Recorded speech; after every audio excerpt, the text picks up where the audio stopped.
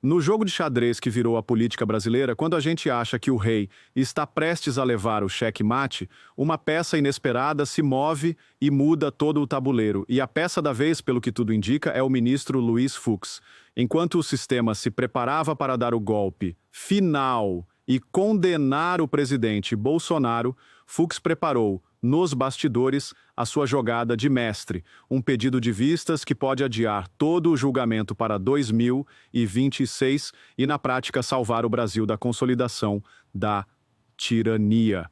Antes da gente começar, sejam todos muito bem-vindos. Eu sou Jonas Augusto e esse é o Orgulho Soberano. Se você é novo por aqui, te faço um convite, se inscreva no canal para receber novos conteúdos e se você já é de casa, já clica no like para ajudar o canal. Bora lá? Vamos tentar entender juntos a profundidade dessa jogada, porque ela é de uma inteligência e de uma importância que talvez a gente não consiga captar à primeira vista. Para isso, a gente precisa primeiro ser honesto sobre o clima, sobre a atmosfera que pairava sobre todos nós. A sensação, vamos admitir, era de uma derrota iminente. A gente via o rolo compressor do Supremo Tribunal Federal avançando, atropelando direitos, ignorando a Constituição e parecia que a condenação de Bolsonaro não era mais uma questão de se, mas de quando. Era um sentimento de impotência, de assistir a um jogo com cartas marcadas, onde o resultado final já estava decidido antes mesmo de a partida começar. A gente viu a imposição de medidas cautelares, a prisão preventiva, a censura, tudo caminhava para um desfecho que parecia inevitável, um xeque-mate na maior liderança da direita brasileira. E é nesse cenário, nesse clima de quase desânimo, que surge uma luz. Uma jogada inesperada que pode virar o jogo. E essa jogada tem um nome técnico, mas um efeito prático poderosíssimo, o pedido de vistas. O que é um pedido de vistas?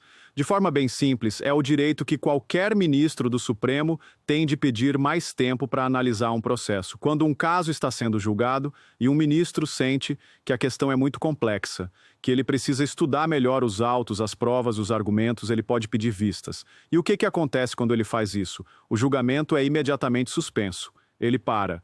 E o ministro, segundo o regimento do tribunal, tem até 90 dias para ficar com o processo, para estudá-lo com calma, e só depois devolvê-lo para que o julgamento seja retomado.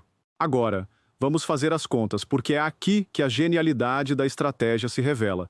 A matéria da Folha de São Paulo, que levantou essa possibilidade, aponta que o julgamento de Bolsonaro deve entrar em sua reta final agora, em setembro. Se o ministro Fux, como os sinais indicam, pedir vistas em setembro, ele pode regimentalmente segurar o processo por 90 dias. Isso nos leva a outubro, novembro e dezembro. No final de dezembro, o judiciário entra em recesso. As atividades só são retomadas em fevereiro do ano seguinte. Ou seja, com uma única canetada, um único pedido, o ministro Fux consegue, de forma totalmente legal e regimental, empurrar a conclusão desse julgamento para o início de 2026. E como a própria matéria diz, basta uma pequena espichada para que se chegue a março de 2026. E por que isso é uma jogada de mestre? O que a gente ganha com esse tempo? A gente ganha o bem mais precioso que existe na política, a chance de o cenário mudar. Adiar a decisão para 2026 não é apenas procrastinar o inevitável. É levar a batalha para um novo campo, com novas regras e talvez com novos jogadores. Em 2026, a composição do Tribunal Superior Eleitoral, o TSE, já será outra. Novas vozes, talvez mais equilibradas, estarão lá. E será esse novo TSE que terá que apreciar os recursos relacionados à inelegibilidade de Bolsonaro. Levar a decisão para perto da eleição, com uma nova configuração de poder, muda completamente a dinâmica. Além disso, ganhar tempo significa dar tempo para que a verdade continue a aparecer. Significa mais tempo para que a pressão internacional, como as sanções da Lei Magnitsky, surta efeito e talvez modere o ímpeto autoritário de alguns. Significa mais tempo para que a oposição no Congresso se fortaleça, para que a sociedade civil se organize. Na política, o tempo nunca é neutro, ele sempre favorece um lado. E nesse caso, o tempo parece estar do nosso lado. A estratégia de Fux, se confirmada, é a de tirar a bola de campo no momento em que o nosso time está prestes a levar um gol e esperar que, quando o jogo recomeçar, o juiz seja outro e as regras sejam mais justas. Mas a pergunta que fica é: por que o Fux faria isso? Ele não é um aliado do Bolsonaro, não é um ministro considerado terrivelmente evangélico. Então, o que o motivaria a fazer uma jogada tão ousada e que certamente vai contrariar profundamente o seu colega Alexandre de Moraes? Para mim, a resposta não está na política, mas no direito. O ministro Fux, antes de tudo, é um jurista de carreira, um homem que conhece a lei, e ele parece estar genuinamente assustado com o que ele está vendo acontecer no tribunal do qual ele faz parte. A gente já teve um sinal muito claro disso quando ele votou, de forma isolada, contra as medidas cautelares impostas ao Bolsonaro. Naquele voto, ele disse com todas as letras que as medidas eram desnecessárias e desproporcionais e que restringiam direitos fundamentais sem uma demonstração concreta de que eram realmente precisas. Aquilo já foi um recado, foi ele dizendo: eu não concordo com esses métodos, isso não é justiça, é abuso.